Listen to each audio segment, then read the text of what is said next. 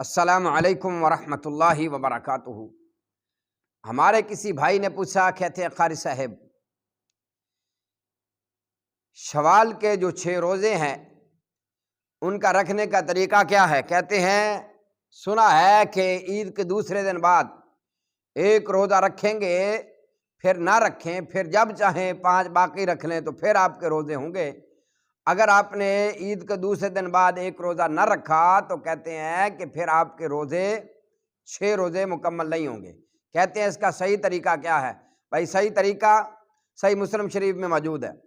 امام کائنات صلی اللہ تعالی علیہ وسلم کا فرمان ہے، آپ علیہ الصلوۃ والسلام فرماتے ہیں جس بندے نے رمضان کے روزے رکھے، جس بندے نے رمضان کے روزے رکھے اور رمضان کے بعد اس نے شوال میں 6 روزے رکھے، تو فرمایا شوال میں 6 روزوں کا جو ثواب ہے وہ پورے 1 سال کے روزوں کے برابر ہے۔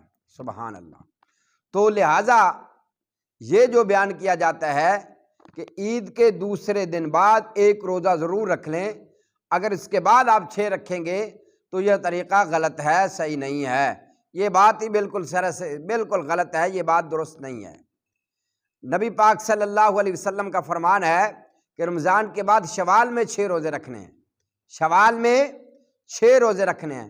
وہ آپ شروع میں رکھ لیں پھر بھی ٹھیک ہے، آپ درمیان میں رکھ لیں پھر بھی ٹھیک ہے، آپ آخری عشرے میں بھی اگر رکھیں گے تو انشاءاللہ تعالی آپ کے روزے ہو جائیں گے۔ آپ کے روزہ تبارک و تعالی آپ کو یہ روزوں کا ثواب 1 سال بھر کے روزوں کا ثواب اللہ تعالیٰ فرمائیں گے۔